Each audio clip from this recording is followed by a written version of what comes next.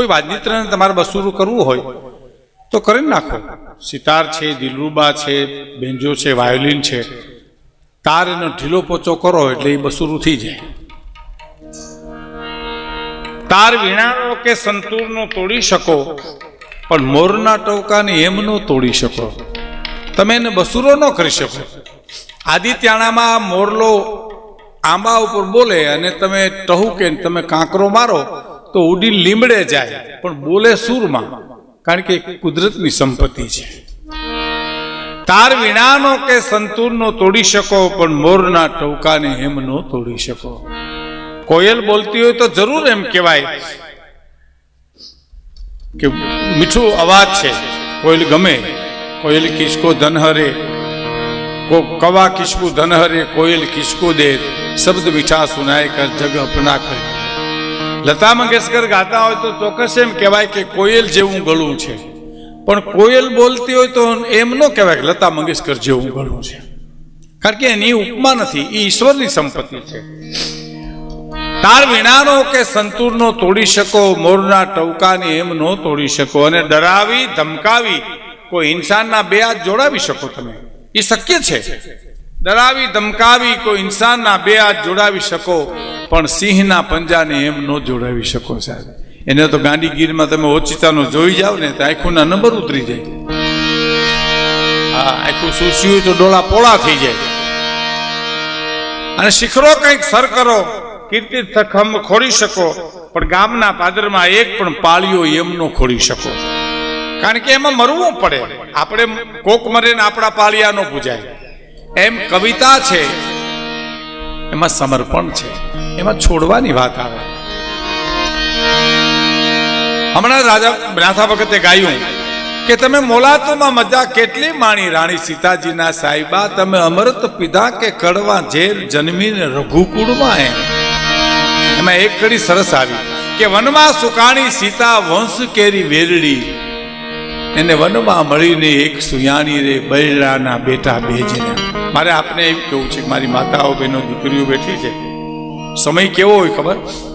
આપણે ત્યાં ઘણી વાર દીકરીનો અઘણીને અણુવારીને તમે લઈ આવો અને બાળકનો જન્મ થાય, દીકરો કે દીકરી, પછી સામે સસુર પક્ષમાંથી કાગળ આવે કે ભાઈ અમે અમારા દીકરાની વહુને તેડવા માટે આવીએ છીએ, એટલે બાપ ઘૂમરે પડે. પૈસો નથી, આમ મરદ છે પણ પૈસો નથી, ગરીબાઈ છે. વેપારીના પગ પકડી એમ કે ભાઈ કંઈક થોડા પૈસા આપો ને, મારે ઘોડિયું લેવું છે મારા ભાણિયા માટે, થોડા જબલા લેવા છે. અને કરગરે અને આપે. કલ્પના કરો મિત્રો, રઘુકુળની પુત્રવધુ હતી સીતાજી, અને જનક મહારાજની દીકરી હતી. એને આ સમાજે ઘોડિયાય નથી લેવા દીધા, જબલાય નથી લેવા દીધા ભાઈ. એટલે કીધું લોકના સાગર વિશે કોઈ નાવથી તરસ્યો નહીં, દોરંગની દુનિયા તના ધોખા કદી દર્શ્યો નહીં. સીતાને ઘોર જંગલમાં અમે પુત્રો જણાવ્યા છે, શ્રી કૃષ્ણને ભીલના બાણે અમે પોતે હણાવ્યા છે. કલમ ધ્રુજે છે અમારી લખતા પાપ પોથીની, મહાત્મા સંત મોહનને અમે પોતે હણાવ્યા. આ તો દુનિયા છે સાહેબ, આમે બોલે ને આમે બોલે, આને ધોખા ન કરાય. તમે તમારા ગામમાં આદિત્યાણામાં કે જ્યાં રહેતા હો ત્યાં ઊંચું જોઈને વયા જાવ એટલે આખું ગામ ટીકા કરશે બીજે દી કે હવે તો ઓળે આંખ્યું આવી, હવે તો હેઠું જોતા જ નથી, અભિમાનનું ઘૂસરું થઈ ગયા. અને તમે સાંભળી જાઓ પછી હેઠું જોઈને વયા જાવ તો આખું ગામ એમ કે ઊંધ ગલા થઈ ગયા, હવે મૂર ક્યાં ઊંચું જ જોવે છે. અને એ તમે સાંભળી જાઓ તો ગામ એમ કે હવે ક્યાં આંખું ને ઠેકાણા છે, સકર વકર ડોળા કરતા કરતા ચારીકોર જોતા જ જાય છે. અને ક્રોધમાં આવીને હું તમે આપણી આંખું પોડી નાખીએ તો ગામ એમ કે કરેલા કર્મના બદલા દેવા તો પડે છે. આને પુગાય નહીં સાહેબ, આ સમાજ છે. હે એટલે મને એક ફરમાઈશ કરી છે બહારથી, કોઈ ભાઈ હશે સાંભળવા એને, કે આમ તો મારે ગાવી હતી અને દોડવું હતું, અઢાળ આવ્યો એવું છું. એક વિદ્યાર્થીને ઊભો કરીને શિક્ષકે પ્રશ્ન કર્યો કે ભાઈ ટેબલનો રંગ લીલો છે, ખુરશીના ચાર પાયા છે, મારી ઉંમર કેટલી કહી દેજે. હવે આ તો લકડ હંધાડ છે ને, હવે આવો કઈ પ્રશ્ન કહેવાય? ઘણા બહુ ભયંકર પ્રશ્ન પૂછ્યો અને ઘણા બોલે એની ખબર જ ન પડે. એક જણ ઇન્ટરવ્યુ દેવા ગયો તો ઇન્ટરવ્યુ લેનાર પૂછ્યું કે તમારા બાપુજી શું કરે? તો મજા કરે. એ તારો હાડુભાઈ છે? સમાચાર પૂછે છે. તમારો અનુભવ હું? તો બેઠું રહેવાનું. એ ડિગ્રી કહેવાય બેઠું રહેવું.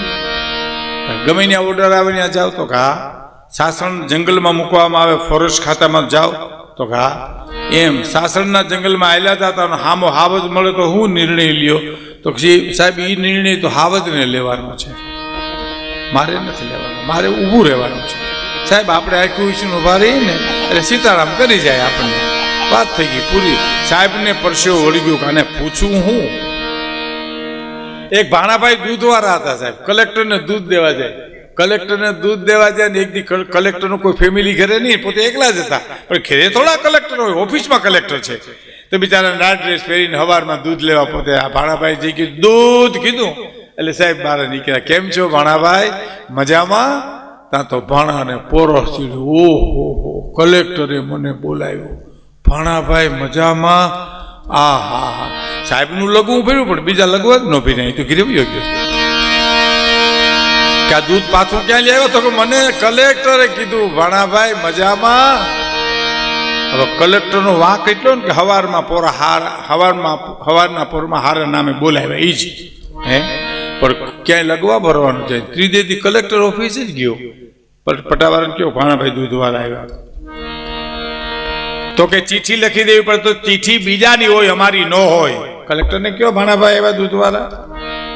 મને કીધું સાહેબ આવ્યા ભાણાભાઈ દૂધવાળા. સાહેબને પરસેવો વળી ગયો કે મારો આ ઉઘરાણી કરે નહીં ક્યાં દૂધના પૈસાની. આવવા દો આવ્યા એટલે તરત સાહેબે કીધું સાહેબ હિસાબ કાંઈ દૂધનો બાકી હોય, પૈસા લેણા બાકી હોય, મને કાંઈ ખબર નથી, ઘરના બધા બહાર ગયા છે તો હિસાબ દૂધનો.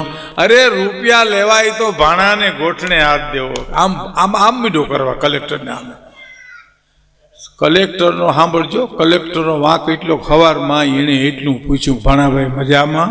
એમાં હળગ્યું આ બધું.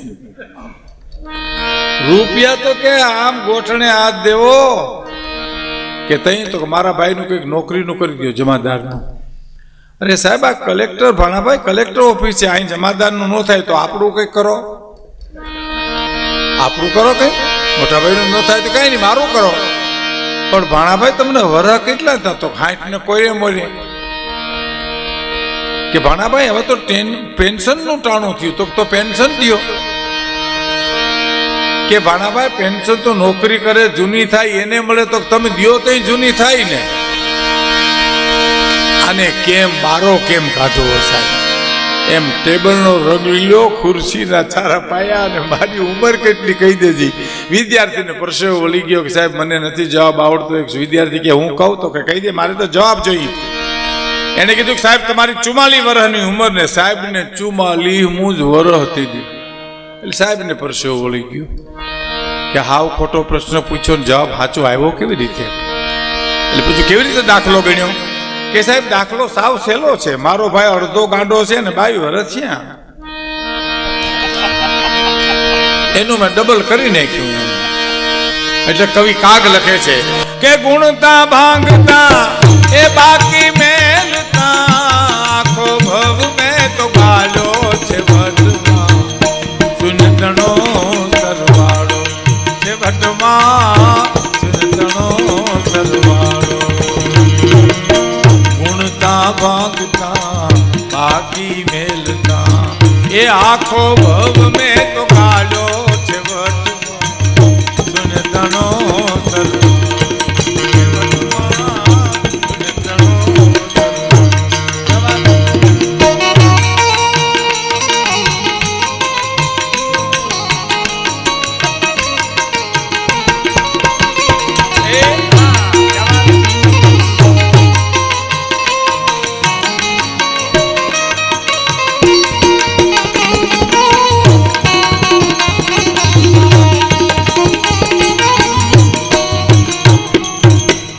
પરિવારમાં રામભાઈ કેસવાલા અને એના પરિવારમાં મા ખોડિયારમાંની અસીમ કૃપા, સદગુરુની અસીમ કૃપા, વાછરા દાદાની અસીમ કૃપા અને દ્વારકાધીશની અસીમ કૃપાથી ભાગવત સપ્તાહનું આયોજન કર્યું છે પિતૃ મોક્ષ માટે. અને મને વાત કરી, મને ગમ્યું બહુ. માલદેવભાઈ મને એમ કીધું કે મહારાજ અમારે 7 વાગ્યાથી કથા વાંચે છે અને બિલકુલ ભાગવત ભાગવત સિવાય કોઈ બીજી વાત નહીં. બહુ સાચી વાત છે સાહેબ. પિતૃ મોક્ષને માટે તો સંપૂર્ણ ભાગવત વંચાવવું જોઈએ અને વંચાવવું જોઈએ સાહેબ. અહીંયા મેં સાંભળ્યું, મને ગમ્યું, એટલે હું મારો હરખ વ્યક્ત કરું છું સાહેબ. 1 મિનિટમાં કલાકાર મિત્રોનો પરિચય કરાવી આપો. બેન્જો ઉપર સંગત કરે છે એ શરદભાઈ ડાભી છે. બહુ સારો બેન્જો વગાડે છે. જરા તાળીઓના નાદથી એને વધાવી દો. બહુ સરસ વગાડે છે. કોઈ પણ કલાકાર સાહેબ ભાઈ સાજની ઉપર હાથ મૂકે અને એમાંથી સંગીત જન્મે ને તો જ એને વગાડ્યું કહેવાય. નકર ઘહે તો ઘણાય. આ વગાડ્યા નો કઈ ઘહ્યા કહેવાય. અમારે જુનાગઢમાં એક જણો આખી રાત વાયોલિન વગાડી. સવારમાં પાડોશીને કીધું કે તમે વાયોલિન સાંભળ્યું? પાડોશી કે તમે વાયોલિન વગાડતા હતા? તો કે હા વગાડ્યું. તમે સાંભળ્યું નહીં? તો કે હું તો મારા હિંડોરાના કડામ તેલ પૂરી મરી ગયો.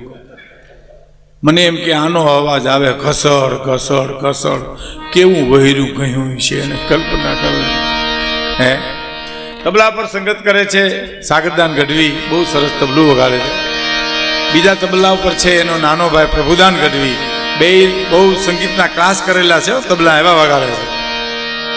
મંજીરામાં મહેશ ગઢવીના જગલા છે આજે. અને મનોજ મકવાણા. આ નદીમાં પૂર આવ્યું ને તે તબલાની જોડી તણાતી જતી હતી. તો એક જણો જોઈ ગયો કે પડો કોક પડો, આપણે મંડળમાં ઘટે છે. કેવા વાળા પડે નહીં, બીજાને પાડે. આ રાજકારણીઓ છે ને તે જો આંદોલનના એલાન આપીએ ને પછી સર્કિટ હાઉસમાં હોઈ જાય ને આ ખેડૂ ઉભા રહીએ, બાયું ચડાવીને ઉભા આમ એ કીએ ખાલી બસ. આ એમ આને પડ્યો નહીં, બીજાને નાખ્યો નદીમાં. પડો મંડળમાં ઘટે. એમાં એક પડ્યો ને તબલાની જોડી બારી કાઢી તો ભેરા ભગત નીકળ્યા. એ કડે બાંધીને ક્યાંક હામી ગયા છે સંતના સાધુના. શેરી વરા હું સજ કરું ઘીરે આવો ને હરિયને ઘીરે ગયા ને આ વેનમાં ગયા સીધા. તમે નહીં માનો, બરાબર, તમે નહીં માનો, ચોથે ગામ નીકળ્યા. ચોથે ગામ તો ઊંધા ટાંગ્યા સવારથી હાંજ સુધી અને રોંઢે આંખું ઉગાડીને એટલું બોલ્યા કે એકાદી કલાનો સહારો હોય તો તરી જવાય ખરું એમ.